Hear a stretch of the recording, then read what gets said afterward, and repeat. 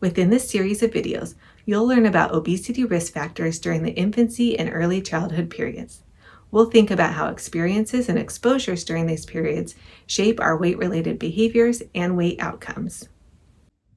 By the end of this series of videos, you will be able to explain how infancy and early childhood are sensitive periods of development for obesity, explain how rapid weight gain during infancy increases risk for obesity during later life, and identify early life influences on the development of eating behaviors, dietary preferences, and physical activity patterns. This video will cover our first learning objective, which is to explain how infancy and early childhood are sensitive periods of development for obesity. In the World Health Organization's interim report of the Commission on Ending Childhood Obesity, the authors assert, life course studies suggest that interventions in early life, when biology is most plastic and amenable to change, are likely to have the greatest positive sustained effects on health, particularly because they may influence responses to later challenges, such as living in an obesogenic environment.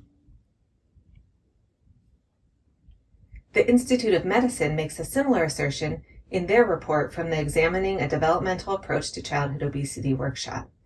As illustrated in this figure from the Institute of Medicine's workshop report, infancy and early childhood are characterized by high levels of plasticity, or ability to learn from environmental inputs and influences, and reversibility, the ability to undo positive or negative influences. This allows infants to rapidly respond and adapt to the postnatal environment. Although this is beneficial for ensuring early survival and adaptation to the postnatal environment, these high levels of plasticity also mean that early deviations from healthy growth and development may have lasting effects on later health and developmental outcomes.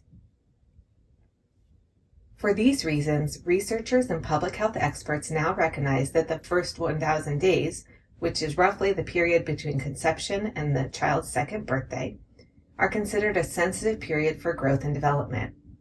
Research shows us that experiences and exposures during this period have disproportionate and lasting effects on later health outcomes compared to later periods of development. This is due in part to the fact that growth and development occur more rapidly during this period than during almost any other developmental period. In particular, we see the first 2 years are a sensitive period for the development of eating behaviors, food preferences, and physical growth. Feeding experiences and growth trajectories appear to program appetite and food preferences, as well as propensity for weight gain, adipogenesis, which is the creation of fat cells, and obesity. As illustrated in the figure on this slide, we see that the greatest increases in adiposity occurs in the third trimester and then continues into infancy. After the infancy period, we see it slowing in the creation and accumulation of new fat cells. In particular, the number of fat cells in the body is set during childhood and adolescence.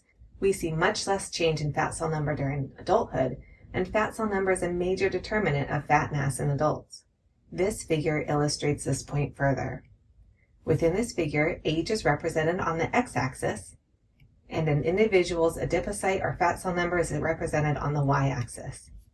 The pink line is data for individuals with BMIs classified as obese, and the blue line is data for individuals with BMIs classified as normal weight. These data illustrate that adipocyte number increases during early childhood and adolescence, with the number leveling off and remaining constant in adulthood in both lean and obese individuals.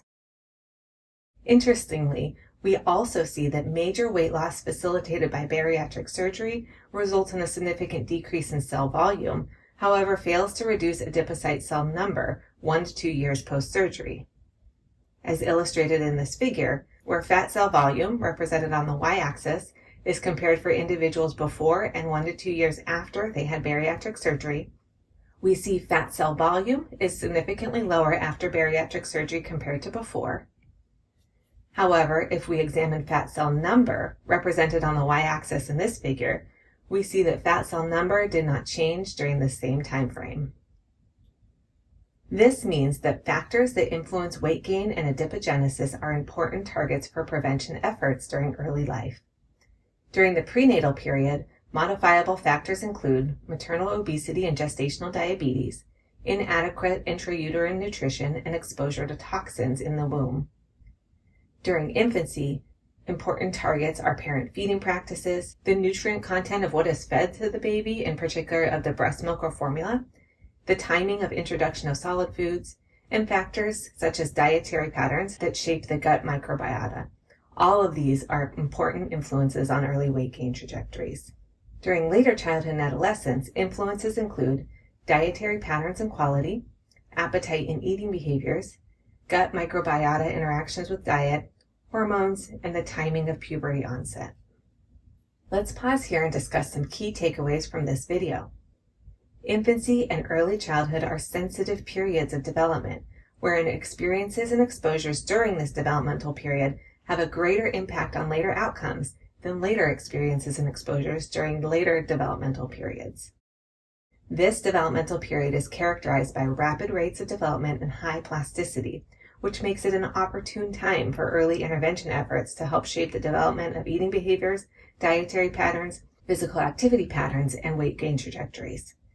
In particular, we see that fat cell number is set during childhood and is difficult to change during adulthood. That means that factors that influence the development of fat cells and weight gain trajectories are important targets for obesity prevention efforts. That's all for this video. Thank you for learning with me.